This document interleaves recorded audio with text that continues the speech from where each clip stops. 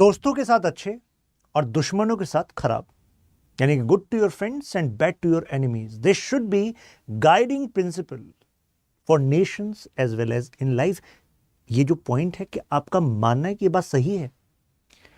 Actually ये point discuss कर रहे थे एंशिएंट टाइम में प्लेटो नामक फिलोसोफर, जिनको मैं पीएसआईआर ऑप्शन में पढ़ाता भी हूं।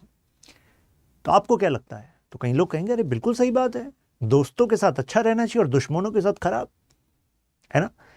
लेकिन ऐसा नहीं है। प्लेटो इस बात को कहते हैं कि भाई आपको पता ही नहीं है कि आपका दोस्त है कौन, आपको पता ही नहीं है कि आपका दुश्मन है कौन। कई बार जिसको आप दुश्मन मान बैठे हो सकता है वो दुश्मन बनाया गया है आपकी नजरों में by your so called friend. ये जो मैं बातें कह रहा हूं ना, ये सब कनेक्ट होने वाली है इस टॉपिक से।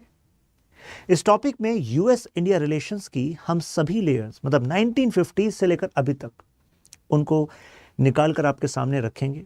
बड़ी ही इंटरेस्टिंग और डेप्थ वाली वीडियो होने वाली है। चलिए शुरू करते हैं। स्टार्ट करते हैं कि इंडिया यूएस रिलेशंस को नेचुरल एलाय कहा जाता है, कि हम तो भाई नेचुरल एलाय हैं। अब नेचुरल एलाय वर्ड इसलिए यूज किया जाता है कि अगर दूसरे के बढ़ने से आपको कोई नुकसान ना हो, आपको बल्कि फायदा ही हो, और आप लगभग हर एक सेक्टर में, चाहे वो इकोनॉमिक हो, डिफेंस हो, स्ट्रेटेजिक हो, हर एक सेक्टर में आप कन्वर्जेंसेस रखते हो, एक दूसरे के लिए जरूरी हो, तो ऐसे शब्दों का इस्तेमाल किया जाता है। कहा जाता है आइडियोलॉजिकली भी देखो हम एक जैसे हैं, आप भी डेमोक्रेसी, हम भी डेमोक्रेसी। यूएसए दुनिया की सबसे पुरानी डेमोक्रेसी, इंडिया दुनिया की सबसे बड़ी democracy, freedom, rule based order, हम सब इसकी बात करते हैं।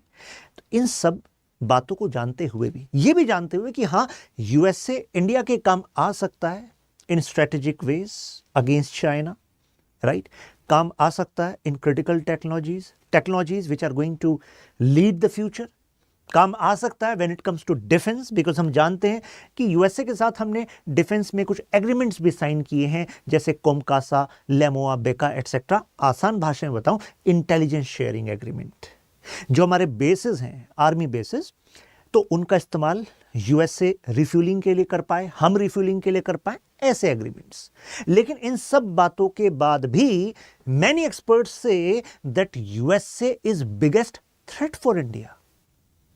आप कहेंगे ऐसा कैसे हो सकता है? थ्रेट कैसे? मतलब इतनी सारी बातें कन्वर्जेंसेस वाली हैं, है कि नहीं? जरा देखिए, 1950 से कहानी की शुरुआत करते हैं। 1950s 60s क्या चल रहा था?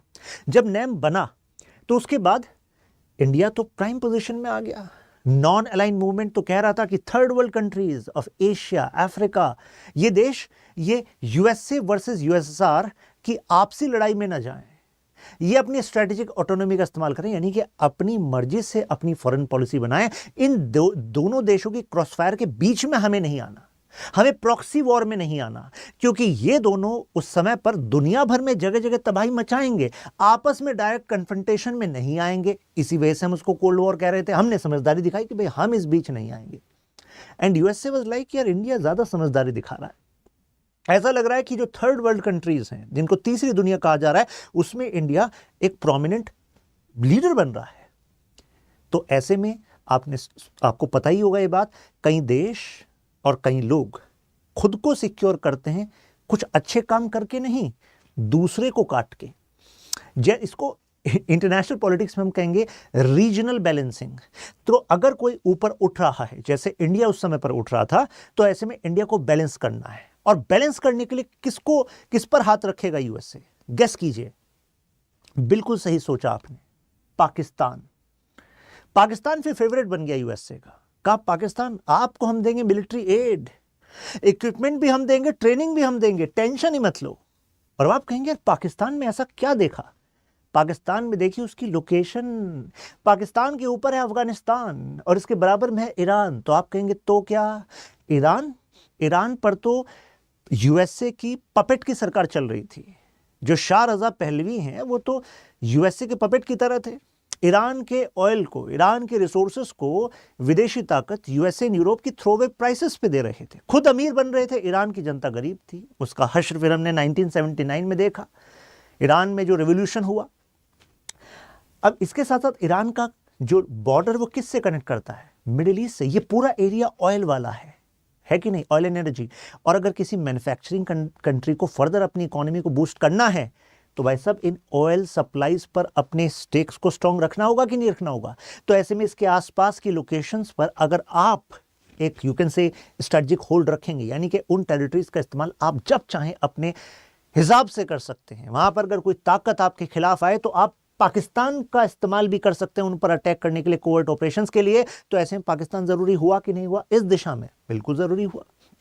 ऊपर की तरफ ये मान लीजिए अफगानिस्तान से ऊपर वाला एरिया जहां आज आप सेंट्रल एशिया देखते हैं, ये कजाकिस्तान, तजिकिस्तान, उज्बेकिस्तान, ये वो एरिया है जिसको यूएसएसआर की सॉफ्ट बेली कहा जाता था। इस एरिया के साथ कौन जुड़ा हुआ है, अफगानिस्तान। और अफगानिस्तान के साथ कौन है, पाकिस्तान। तो जाहिर सी बात है ये लाइन एक तरीके से कम्युनिस्ट एक्सपेंशन को रोकने वाली लाइन होगी कि नहीं होगी, बिल्कुल होगी। तो यहां पे भी फायदा हो गया। फिर देखिए यहां पर पाकिस्तान के साइड ये मान लीजिए पूरा एरिया इंडिया। अब India having leaning towards socialism, यानी कि लीनिंग टुवर्ड्स यूएसएसआर। तो ऐसे में यूएसएसआर कम्युनिस्ट, डर तो यूएसए को कम्युनिस्ट एक्सपेंशन का था, तो कम्युनिस्ट एक्सपेंशन ना हो जाए। तो ऐसे में उनको लगा कि सबसे कद्दावर देश कोई काम आ सकता है ना, वो तो भाई सब पाकिस्तान है। पाकिस्तान को कहा कि आप हमारे सीटो और सेंटो का पार्ट बनोगे। पाकिस्तान वाज लाइक ये क्या है। तो पाकिस्तान को कहा अरे जैसे नेटो हमने बनाया, नॉर्थ अटलांटिक ट्रीटी ऑर्गेनाइजेशन, ऐसे ही यहां पर मिलेगा। तो पाकिस्तान ने सोचा अच्छा, यानी कि इंडिया के खिलाफ जब भी कोई एक्शन की बात होगी तो यानी कि मेरे साथ ये सीटो सेंटो वाले देश भी खड़े हो जाएंगे। यूएसए वाज लाइक हाँ बस यही तो सपना है, लेकिन वो कभी काम नहीं आया। फाइनली वो सीटो सेंटो तो खत्म ही हो गए। लेकिन इसके अलावा देखिए कश्मीर का मुद्दा, यह कहा जाता है कि कश्मीर को लेकर सरदार वल्लभ भाई पटेल की सलाह थी कि कश्मीर को भारत का ही भाग कैसे बनाया जाए। जैसे कि हैदराबाद में अगर दिक्कतें आई तो फॉर्मल यू कैन से इंटीग्रेशन हो गया। तो ऐसे ही प्यार से बात बने तो प्यार से, नहीं तो हमें समझना चाहिए कि देश की अखंडता के लिए, जो वहां लोग रह रहे हैं उनकी सुरक्षा के लिए कठोर फैसले लेने जरूरी हैं। लेकिन जम्मू और कश्मीर को लेकर नेहरू जी ने कहा कि नहीं, इसका फैसला हम अलग तरीके से करेंगे। और वहां पर कश्मीर में प्लेबिसाइट के लिए एग्री हो गए।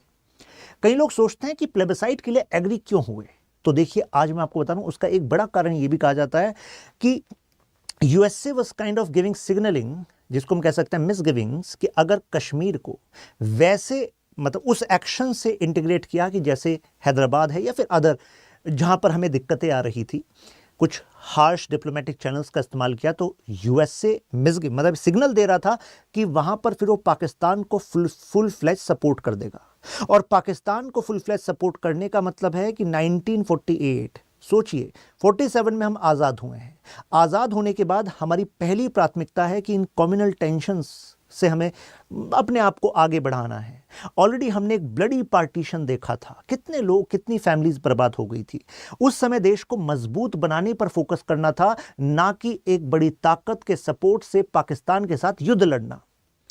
तो उस समय नेहरू जी ने सोचा कि कश्मीर को लेकर जो प्लेबिसाइट की बात कर रहा था यूएसए, यूएन के थ्रू, प्लेबिसाइट मतलब जनमत संग्रह, कश्मीर की जनता से पूछ लिया जाएगा कि बताओ तुम्हारी क्या रजा है।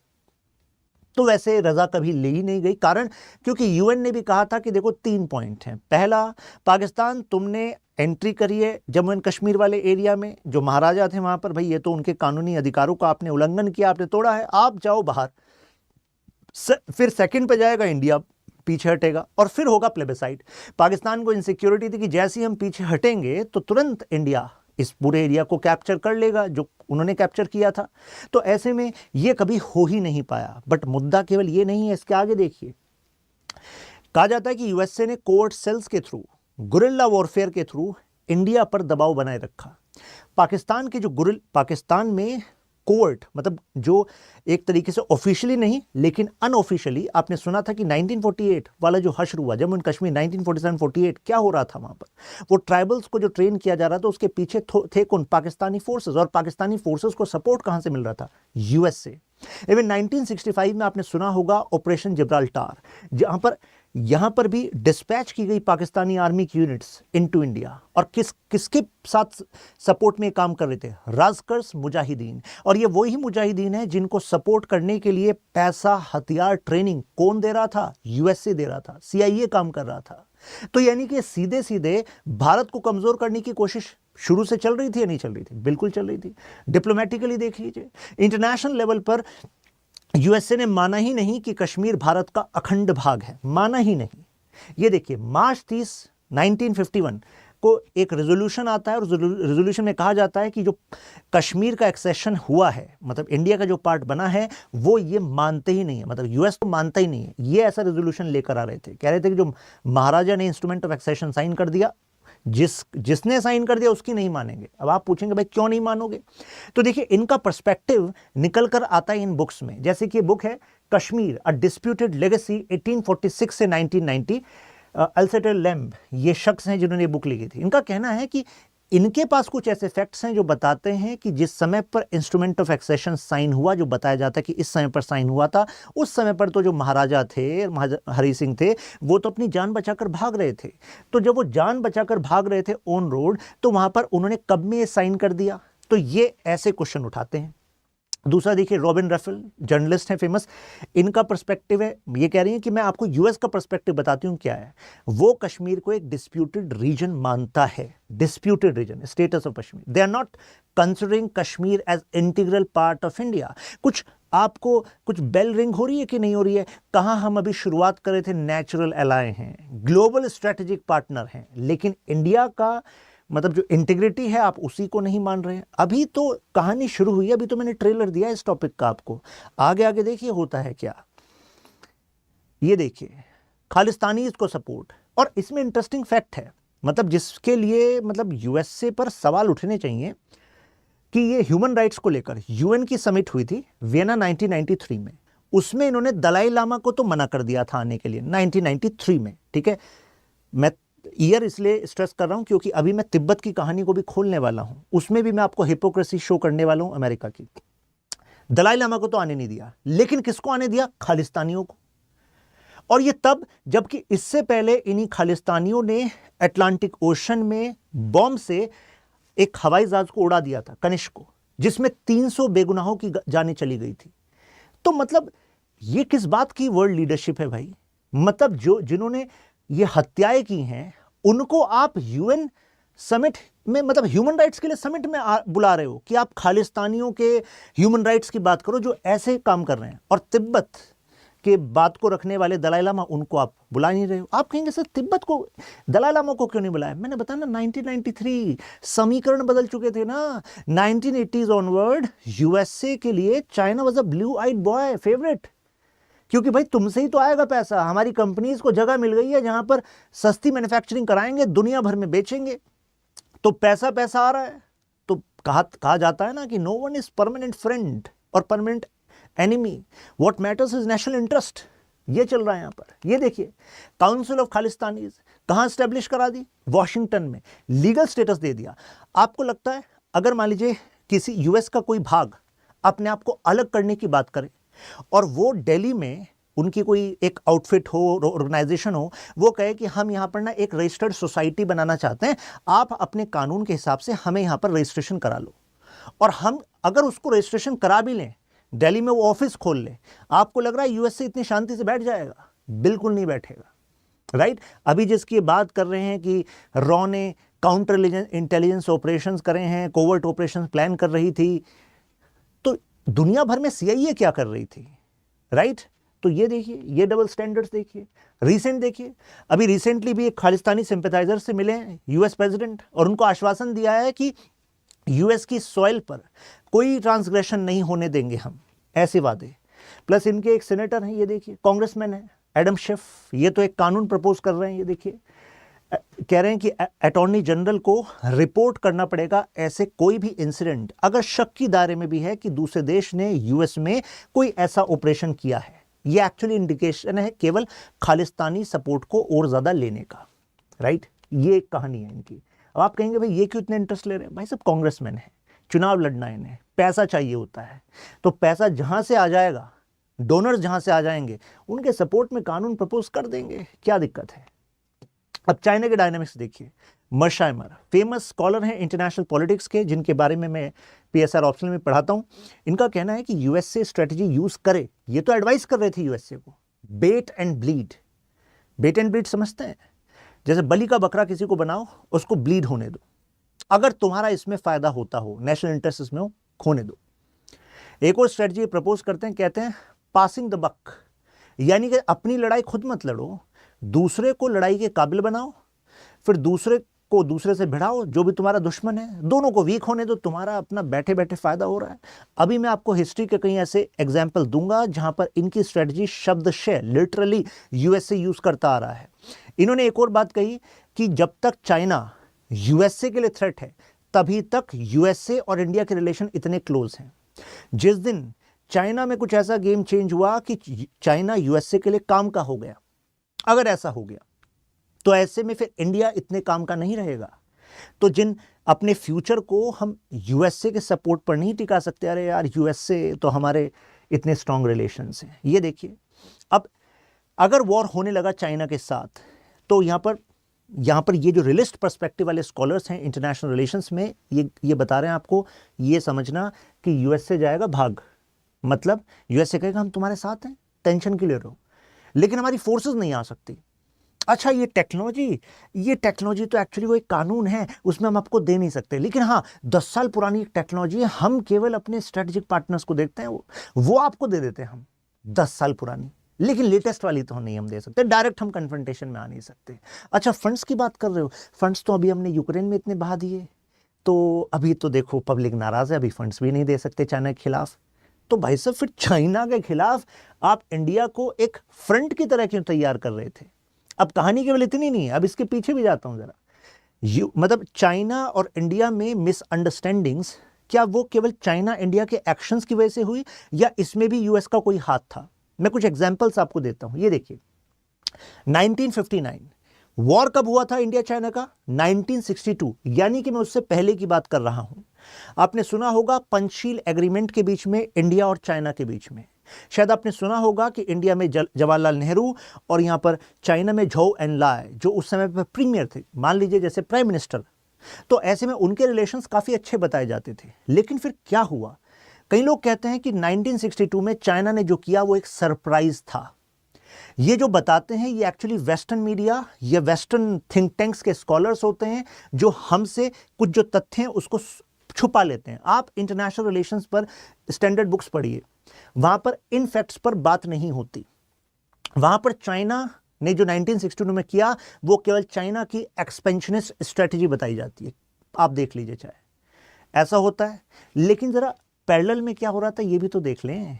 एग्जाम्पल 1959 में तिब्बत को जैसे ही एनेक्स करने लगता है चाइना, तो आपने सुना होगा कि दलाई लामा इंडिया की तरफ आते हैं, शरण लेना चाहते हैं, इंडिया शरण देता है। लेकिन उस शरण में इंडिया ने कहीं पर भी चाइना के खिलाफ बात नहीं की थी, हमने कोई एंटी चाइना स्टैंड नहीं रखा था, राइट। कई लोगों ने कहा कि यार ये इंडिया का आइडियलिज्म है, लेकिन कई लोग कहते हैं भाई इंडिया का प्रैग्मेटिज्म है। प्रैग्मेटिज्म का मतलब है आइडियलिज्म और रियलिज्म का मिक्स, यानी कि हमें बेस्ट पॉसिबल सिनेरियो वही दिख रहा था, इस वजह से हमने ऐसा करा, राइट। सीआईए का ऑफिस उसी समय पर कैलकाटा में, देखिए कैलकाटा में ऑफिस स्टैब्लिश किया गया। और मतलब now we have these you can say facts in public कि उस समय पर सीआईए ने कांटेक्ट किया थुम्तिन नॉर्बू से, यानी कि दलाई लामा के एल्डर ब्रदर से। साथ में यूएसए चाहता था, मतलब इनसे जो बातचीत हुई ये हुआ कि हम चाहते हैं कि तिब्बत में चाइना को हम हराएंगे, टेंशन क्यों ले रहे हो, आपको सपोर्ट करेंगे। क्या यूएसए अपनी फोर्सेस को लाना चाहता था? नहीं। इनसे बात की गई कि हम एंटी चाइना फ्रंट बनाना चाहते हैं, आप ही के लोगों की जमीनें ली गई हैं, हम आप ही को तैयार करेंगे और वहां पर खड़ा करेंगे। आप कहेंगे भाई ये तो अच्छी बात है। ये देखिए इन्होंने बकायदा एक खंफा गुरिल्लास को ट्रेन किया कोलोराडो में, यूएसए में, फिर एयर ड्रॉप भी कराया इस वाले रीजन में, लेकिन ये ऑपरेशन हो गया फेल। लेकिन बीजिंग, भाई चाइना को तो लग गया ना यार, यानी कि सीआईए इनके ब्रदर से मिल रही है, इनसे भी बातचीत कर रही है, एंटी चाइना फ्रंट ला रही है, guerrilla warfare against Chinese army कर रही है। तो एक तरीके से भाई ये तो चाइना समझ लेगा ना कि अच्छा, यानी कि इंडिया की भी इन्वॉल्वमेंट इसमें है। कई लोग कहते हैं हाउ कैन वी नॉट सी कि यार उस समय पर भी जवाहरलाल नेहरू, क्योंकि एक इंडियन फॉरेन सर्विस के ऑफिसर जो तिब्बत में पोस्टेड थे, जब मैं उस समय की बात करूं जब तिब्बत का पूरी तरह एनेक्सेशन नहीं हुआ था, there were some activities on the peripheries of Tibet, तो उस समय तो उन्होंने एक लेटर लिखा यहाँ पर एमईए में, लेकिन उसको लिया गया कि अरे नहीं ऐसा नहीं हो सकता कि there are some you can say developments on Tibet border. ऐसा नहीं हो सकता कि चाइना उसको एनेक्स करने वाला है, ऐसा नहीं हो सकता, क्योंकि इतना बड़ा काम चाइना हमसे पूछे बिना या बातचीत करके ही तो करेगा, क्योंकि हमारे फ्रेंडशिप है इतनी अच्छी। उन्होंने दोबारा लेटर लिखा, फिर उसके बाद पीएमओ में लेटर गया। इवन जवाहरलाल नेहरू जी को भी विश्वास नहीं हो रहा था उनकी बात पर। ऐसा क्यों? क्योंकि वो ये कैलकुलेशन नहीं देख रहे थे कि भाई चाइना के परसेप्शन में तो India is part of USA's anti China front.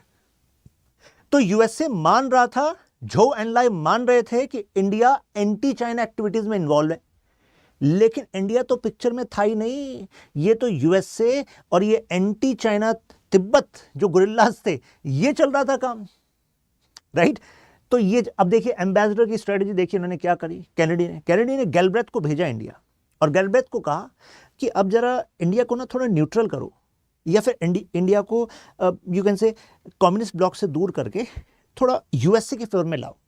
अब भाई कैसे ले आएगा एक एम्बेसडर? उन्होंने कहा कि भाई तुम उनके इंटरेस्ट की बात करो ना, उनको जो चाहिए उसमें यूएसए सपोर्ट करेगा।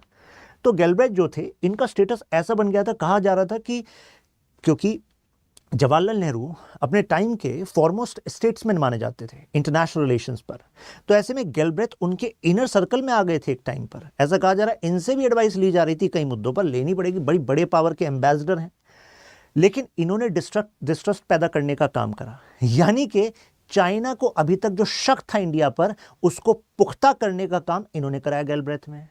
अब गैलब्रेथ ये जानबूझकर कर रहे थे क्या यूएसए की इसमें स्ट्रेटजी थी क्या? तो स्ट्रेटजी थी, अगर हम मर्शाइमर के आइडिया को समझे, जो अभी आपको बताता, bait and bleed, pass the buck, दूसरे को लड़ने दो, दूसरे को बलि का बकरा बनाओ। ये देखिए 1980s देखिए, यहां पर तो चाइना को तो शक बिल्कुल मंजूर हो गया कि यार इंडिया तो इन्वॉल्व है। 1962 का हमारा वॉर हुआ, उसके बाद से रिलेशन फर्दर खराबी हुए हैं, राइट। अब जो है उसके बीच में कोऑपरेशन, कोऑर्डिनेशन, कॉन्फ्लिक्ट, तीनों सी वाले हमारे रिलेशन है। नाउ 1979 ऑनवर्ड्स हम देख रहे हैं एक चेंज। यहां पर यूएसए को लगा कि यार कम्युनिस्ट ब्लॉक को वीक करते हैं, क्योंकि 1945 से 1991 तक हम क्या देखते हैं, अच्छा यार ये कोल्ड वॉर पीरियड है ना। तो अब यहां पर 1980s में यूएसए को लगा कि यार कम्युनिस्ट ब्लॉक को वीक करना है, तो इनके एक साथी को तोड़ लाते हैं। चाइना कम्युनिस्ट, यूएसआर कम्युनिस्ट, चलो चाइना को अपने पाले में ले आते हैं, इनकी इकोनॉमी को कैपिटलिस्ट बना देते हैं। और कैपिटलिस्ट बनाने से फायदा यूएसए का हो रहा था, क्योंकि इनकी कंपनीज को मतलब चीप प्रोडक्शन मिल रहा था, राइट। चाइना का भी फायदा हो रहा था, एक्सपोर्ट करेगा, फैक्ट्री ऑफ द वर्ल्ड बनेगा।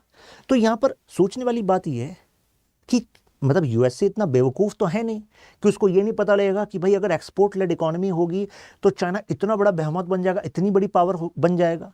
तो यानी कि उन्होंने भी जो कुछ बातें जो कुछ उन्होंने किया, उसमें उनका भी कुछ ना कुछ एक्सपेक्टेशन था। उनको ऐसा लग रहा था कि जैसे चाइना में ना इकोनॉमिक लिबर्टी आएगी, तो इकोनॉमिक लिबर्टी से लोगों के पास पैसा आएगा, चॉइसेस आएंगी। कैपिटलिज्म का मतलब ये है कि भाई फ्री मार्केट, गवर्नमेंट का रेगुलेशन कम। तो इन्होंने सोचा इसके बाद जो नेक्स्ट स्टेप होगा ना, वो आएगा पॉलिटिकल राइट्स, डेमोक्रेसी आ जाएगी।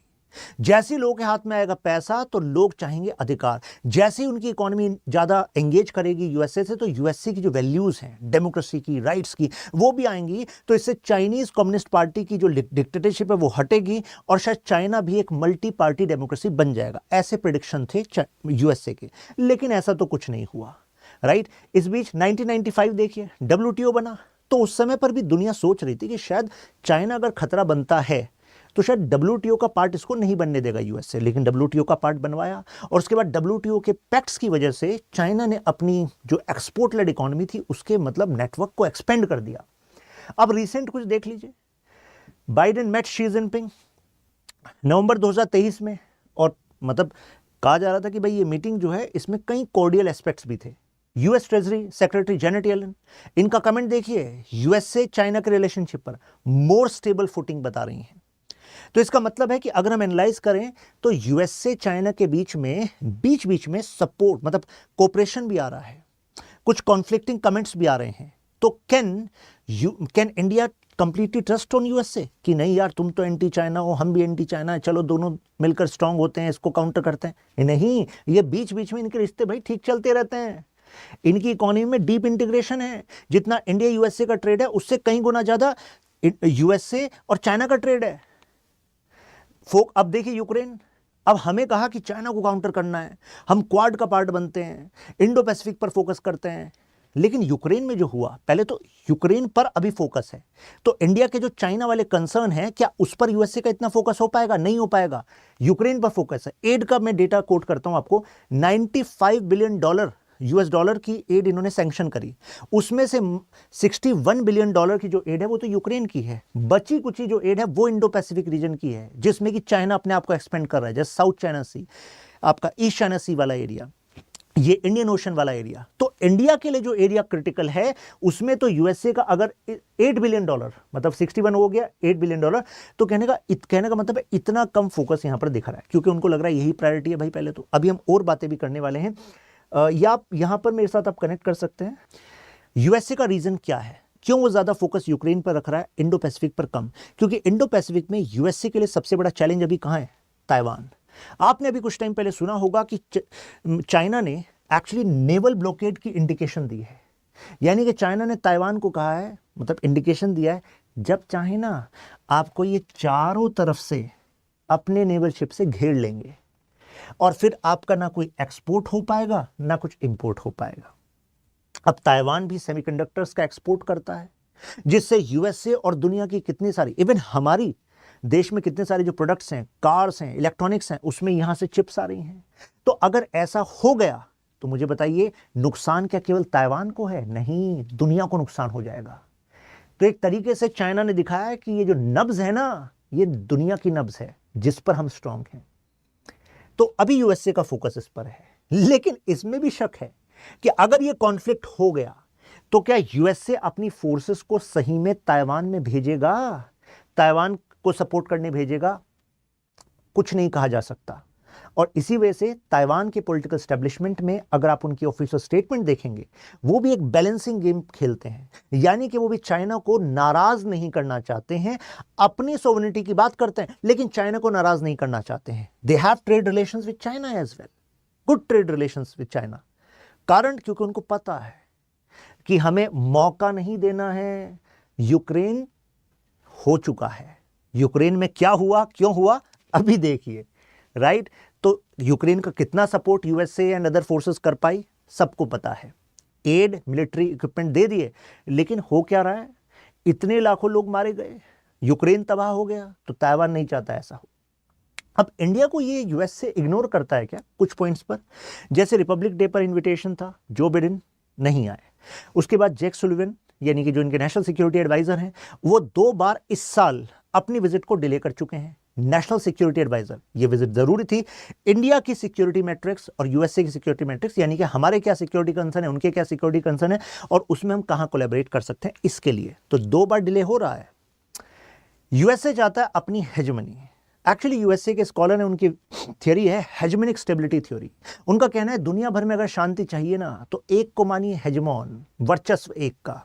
अगर सबके पास ट्रिगर होंगे तो कोई सुरक्षित नहीं होगा, एक के पास ट्रिगर होना चाहिए। ट्रिगर मतलब पैसों का, हथियारों का। यूएसए कहता है कि अगर मैं मजबूत ना तो दुनिया सिक्योर, तो मुझे मजबूत बनने दो। हम कहते हैं ख्यालों में, भाई चीजें बदल रही हैं। अब यूएस सेंट्रिक वर्ल्ड ऑर्डर नहीं, अब मल्टीपोलर वर्ल्ड ऑर्डर का जमाना है, तो आपको भी बदलना होगा। और ग्लोबल फाइनेंशियल क्राइसिस जब 2008 में हुए थे, उसके बाद से तो यूएसए के तौर तरीकों पर सवाल उठने ही लगा था। भाई आपका मॉडल इतना अच्छा होता इकोनॉमी का, तो आपकी क्राइसिस से इतने सारे देशों में क्राइसिस आ गया है कि नहीं? रशिया, चाइना, इंडिया, ब्रिक्स का एक्सपेंशन, इनकी पावर का बढ़ना, ये सब इंडिकेट करता है कि USA is having some existential crisis when it comes to its status. US dollar का डी, यू कैन से, इसके अगेंस्ट एक्शंस हो रहे हैं। अभी आपने सुना होगा BRICS bridge, BRICS currency was in news, आपकी लोकल करेंसीज और करेंसी स्वैप एग्रीमेंट्स, जिससे कि डॉलर पर डिपेंडेंस कुल मिलाकर कम हो सके। Now what should US do? भाई ऐसे में यूएसए को क्या करना चाहिए? 2 काम करने चाहिए इज्जत वाले। क्या? एक्सेप्ट कर लो, क्योंकि जिस आइडिया का टाइम आ गया है उसको कोई रोक नहीं सकता। या दूसरा काम करो कि भाई अपनी इंटरनल प्रॉब्लम्स को सॉल्व करो, जिससे तुम अपने स्टेटस को इंप्रूव कर सको। डीप इनइक्वालिटीज, अगर आप हायर एजुकेशन की बात करें, costly higher education, high cost of living, तो ये जो प्रॉब्लम्स है आपके यहाँ, ह्यूज गवर्नमेंट डेट, इनको सॉल्व करो। लेकिन यूएसए इन पर फोकस नहीं कर रहा। यूएसए चाहता है अपने कॉम्पिटिटर्स को क्रिपल करना। यूएसए चाहता है कि इसके लिए अगर सेक्रीफाइस करना पड़े अपने कुछ एलाइज का, अपने दोस्तों का, तो जायज़ है। ऐसा चाह रहा है। और यूएसए के लिए war is like an investment. जैसे कि यूक्रेन में एड तो दे रहे हैं, या दुनिया में जगह जगह क्राइसिस हो रहा है, एड तो दे रहे हैं, लेकिन क्या इससे यूएसए का जो मिलिट्री कॉम्प्लेक्स है, यानी कि जो इंडस्ट्रीज हैं, क्या उनको फायदा नहीं होता? कितनी बार तो ऐसा होता है दोनों देशों को हथियार यूएसए ने सप्लाई करे। आप कहेंगे सर ऐसा तो नहीं हो सकता। अच्छा जी, जरा गूगल करना, रिकॉर्ड देखना आप ईरान और इराक वॉर का। ईरान इराक वॉर में ऐसा हुआ कि ईरान के पास भी यूएसए के हथियार आए, इराक के पास भी यूएसए के हथियार आए, और यूएसए पैसा कमाए। तो एक तरीके से war is like an investment for USA. आप कहेंगे सर बहुत देर हो गए सर वो वाली बात, तो अब तो यूएसए बदल गया होगा। अच्छा जी, बदल गया लग रहा है आपको? जरा मैं उससे भी पहले से बात कर लेता हूं और फिर अभी तक कनेक्ट कर लेता हूं। 1930s में यूएसए की इकोनॉमी कोई खास स्ट्रांग नहीं थी। उसके बाद आया 1939 से 1945 तक चला वर्ल्ड वॉर 2, और यूएसए की तो चांदी कट गई एक तरीके से। कारण जब यूरोप में वॉर चल रहा था, अब देखो यूएसए कितनी समझदारी करता है। एग्जाम्पल देता हूं आपको। यूएसए, ये देखिए, जैसे ये यूएसए है, ऊपर कनाडा, नीचे मैक्सिको, और यहां पर है आपका अटलांटिक ओशन, यहां पर पैसिफिक ओशन। उसको पता है कि isolationist geography is a boon to USA, यानी एक तरीके से वो ज्योग्राफिकली सिक्योर है। वर्ल्ड वॉर 2 का मेजर थिएटर था कहां जंग हो रही थी, कहां बर्बादी मेन हो रही थी? वो हो रही थी यूरोप में, है कि नहीं? अरे इटली, जर्मनी, यहीं तो मेजर बर्बादी शुरुआत में हो रही थी। तो यूएसए इज लाइक यार अपन तो सिक्योर हैं, हम तो सिक्योर है, कोई दिक्कत वाली बात नहीं है। अब यहां वॉर हो रहा है, हथियारों की जरूरत पड़ेगी, चलो फिर मिलिट्री कॉम्प्लेक्स, मतलब इंडस्ट्रियल कॉम्प्लेक्स लगाते हैं, मिलिट्री की नीड वाले डिफेंस इक्विपमेंट की इंडस्ट्रीज को एक्सपेंड करते हैं। उसके बाद इन्होंने एक्सपेंड करना स्टार्ट किया, और काफी टाइम बाद जाकर इन्होंने एंट्री ली वर्ल्ड वॉर 2 में। ऑन दिस, मतलब उस पर तो काफी एफर्ट करने पड़े थे विंस्टन चर्चिल को समझाने के लिए, यूएसए प्रेसिडेंट को। लेकिन चालाकी देखिए, जैसे ही वर्ल्ड वॉर 2 जीत हो गई, तो उसके बाद दे वर लाइक कि हम ही तो हैं, हमने तो क्रेडिट लेना है। जबकि हिटलर की फोर्सेस को हराने में, नाजीज को हराने में, ये मान लीजिए कि 70 to 80% फोर्सेस को अगर किसने डिस्ट्रॉय किया था, वो यूएसएसआर ने किया था। 70 to 80% forces of Hitler were destroyed by USSR. But world war 2 के बाद ऐसा लग रहा था कि पोस्टर बॉय वाला जो नेशन है वो तो यूएसए है। ये देखिए चालाकी। और मतलब जर्मनी में ये जो 1930 से ऑनवर्ड्स में टाइम की बात कर रहा हूं, ऑलरेडी यूएस की कई सारी कॉर्पोरेशंस का ह्यूज इन्वेस्टमेंट भी था। तो मतलब यूएसए वाज लाइक कि अगर वॉर होगा तो ठीक है, हमें तो इससे बस पैसा बनाना है इस एरिया से, राइट। और ऐसे ही जैसे ही वर्ल्ड वॉर 2 एंड हुआ, उसके बाद तो यूएसए को लगने लगा, यहां पर एक स्कॉलर हुए यूएसए के, मॉर्गन थ्यू, रियलिस्ट स्कॉलर थे। उन्होंने कहा कि यूएसए जरा देखो, you have to set the table of world power according to you. You can not be a pacifist power. शांति की बातें मत करो, शांति से शक्ति नहीं आती, शक्ति आती है आंखें खोल के, रियलिज्म से। और ऐसे में आप में से शायद कुछ लोगों ने सुना होगा मिस्टर एक्स के बारे में। सुना है? Mister X Moscow wrote letter to USA कि भाई कम्युनिज्म जो है एक्सपेंड हो सकता है। तो ऐसे में यूएसए की पहली प्रायोरिटी होनी चाहिए टू एक्चुअली काउंटर कम्युनिज्म। आप कमेंट्स में बताइएगा what was the real name of mister x. ये मिस्टर एक्स यूएसए के एक डिप्लोमेट थे, नाम बताइएगा कमेंट्स में। और उसके बाद यूएसए वाज लाइक कि हाँ, कम्युनिज्म तो अपना दुश्मन है, ब्रिटेन कम्युनिज्म अपना दुश्मन है, क्यों, हम दोनों कैपिटलिस्ट, वर्ल्ड वॉर 2 तो खत्म हुआ लेकिन ये अपने आप को एक्सपेंड करेगा। तो इसके बाद इन दोनों ने अपने ही वर्ल्ड वॉर 2 के एलाय के खिलाफ ऑपरेशन स्टार्ट कर दिए, कोवर्ट ऑपरेशन स्टार्ट कर दिए। अब यूक्रेन में देखिए, यूक्रेन में 2014 में जब ये क्रीमिया का एनेक्सेशन हुआ, उससे पहले से ही हम देख रहे थे कि यूक्रेन को अपने फेवर में लाने की यूएसए कोशिश कर रहा था। और रशिया के लिए है वो मैटर ऑफ इनसिक्योरिटी, मतलब उसको लगता है कि यार ये रशिया है, और रशिया के मेजर इकोनॉमिक सेंटर्स कहाँ हैं ये बताइए। मतलब रशिया के मेजर जो शहर हैं, जो इंडस्ट्रीज हैं, जहां से रशिया पैसा कमाता है, वो कहाँ है? वो है इस जगह पर, यहीं पर आपका मॉस्को, सेंट पीटर्सबर्ग ये है। भाई यहीं से ही तो उनकी पाइपलाइन लगी हुई जिससे वो यूरोप में ऑयल एक्सपोर्ट कर रहा था। और ये वाला जो रीजन है, ये तो फ्रोजन रीजन मान लीजिए, ये फार ईस्ट रीजन है, इसको हम फार ईस्ट कहते हैं रशिया का। लेकिन यहां पर अभी डेवलपमेंट होना बाकी है, कोशिशें चल रही हैं, अभी उस पर काम चल रहा है, इंडिया का भी इन्वेस्टमेंट है यहां पर। नाउ पॉइंट इज कि अगर यहां पर यूक्रेन है, तो यूक्रेन तक अगर नेटो की फोर्सेस आ गई, तो मुझे बताइए attack capability of NATO forces over Russia वो इंक्रीज होगी कि नहीं होगी? तो भाई साहब अगर दूसरे को आप इनसिक्योर कर रहे तो दूसरा कुछ ना कुछ तो करेगा, है कि नहीं? तो जो नेटो की मेंबरशिप है, इसके लिए जो यूक्रेन को चढ़ाया गया, यूक्रेन ने अपने कॉन्स्टिट्यूशन में अमेंडमेंट कर दिया। ये देखिए, प्रोवोक एक तरीके से प्रोवोकिंग वाले स्टेज में आ गए। कॉन्स्टिट्यूशन में की अमेंडमेंट कर दिया कि yes we are going to accept this NATO membership. यहां पर बिलियंस ऑफ डॉलर्स लगाए जा रहे हैं बायो वॉरफेयर में। नेटो नाउ एडमिटेड कि हाँ ठीक है, हम यूक्रेनियंस को ट्रेन करेंगे। 2014 से ही वो ट्रेनिंग करे। 2014 में क्रीमिया वाला पार्ट हुआ, फिर 2022 में फरवरी में फिर एनेक्सेशन हुआ, मतलब फर्दर इन्वेजन हुआ रशिया का, जो अभी तक चल रहा है। लेकिन इसके पीछे ये भी हिंट्स हैं, जैसे इनके प्रेसिडेंट थे विक्टर यानुकोविच, तो ये प्रो रशियन थे, प्रो पुतिन थे। अब इनके खिलाफ मार्च होने लगे और फिर मजबूरन इनको अपना पद छोड़ना पड़ा। अब मीडिया जो थी वेस्ट की, उसने फैलाया कि देखो यूक्रेन की जनता जाग गई, अपने प्रेसिडेंट जो कि प्रो पुतिन हैं, जो बिक गए हैं, उनको हटवा दिया। लेकिन एक अल्टरनेटिव पर्सपेक्टिव ये कहता है कि दुनिया के अगर किसी और देश में ऐसा होता ना और एक प्रो यूएस प्रेसिडेंट को हटाया जाता, तो यूएसए दुनिया भर में कहता ये देखिए यहां तो सिविल वॉर जैसी कंडीशन हो गई है, यहां तो रिबेल ग्रुप्स आ गए हैं, ये तो देश बर्बादी में जाने वाला है, ये जागा नहीं है देश, ये सब बर्बाद लोग हैं। Means that is a game of narrative actually, right? उसमें वो बताते फिर दूसरे देश की चाल है। प्लस गोर्बाचेव, जिनके टाइम पर यूएसएसआर का डिसइंटीग्रेशन हुआ था, उस समय वादा किया था यूएसए ने कि नेटो का फर्दर ईस्टवर्ड एक्सपेंशन नहीं होगा, 1 इंच भी नहीं होगा। तो अगर नेटो लगातार एक्सपेंड हो रहा है रशिया की तरफ, तो इसका मतलब क्या है? इसका मतलब वही है जो मैं आपको बता रहा था, यूएसए अपनी पावर को बनाकर रखता है on the basis of war mongering, on the basis of security threat. अगर वेस्टर्न यूरोप को यूएसए को अपने अम्ब्रेला में रखना है, तो वेस्टर्न यूरोप को ये तो बताना पड़ेगा ना तुझे उससे खतरा है। जब तक ये नहीं बताओगे तुझे उससे खतरा है और मैं ही तुम्हें बचा सकता हूं, तब तक वो तुम्हारी टीम के मेंबर कैसे बनेंगे? तुम उनका यू कैन से जो डिप्लोमेसी है उसको अपने फेवर में कैसे ला पाओगे? ये देखिए, अब ऐसा ही लग रहा है कि अभी भी दुनिया सीखी नहीं है। यूरोपियंस रेडी हैं एक तरह से रशिया के साथ कॉन्फ्लिक्ट में, यूक्रेन को पूरी तरह सपोर्ट कर रहे हैं, मतलब पैसा हथियार सब कुछ जा रहा है।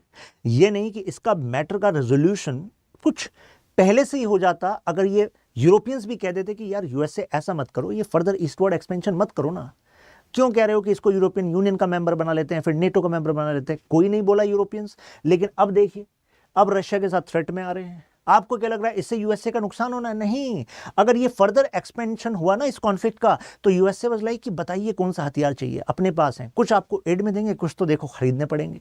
फिर यहां पर देखिए एशिया में, यहां पर फिलीपींस, याद आ रहा है आपको क्वाड 2.0 यूएसए के साथ मिलकर, राइट? जापान यूएसए का ग्रुप क्वाड का ही पार्ट है, स्क्वाड का भी पार्ट है, राइट? और अगर ये चाइना के खिलाफ फुल ब्लोन वॉर में जा रहे हैं, आपको लग रहा है यूएसए का फायदा नहीं है? इसमें फायदा है। अगर ये कॉन्फ्लिक्ट में जा रहे हैं, फिर यूएसए की जो वॉर इंडस्ट्री है उसको फायदा है। और ऐसी कुछ सिचुएशन अब आप इंडिया के कंपैरिजन में सोच लीजिए, अगर यूएसए और अगर इंडिया और चाइना का फुल ब्लोन वॉर होता है और उसमें हमें भी नुकसान होता है, चाइना को भी नुकसान होता है, तो इससे यूएसए को फायदा है।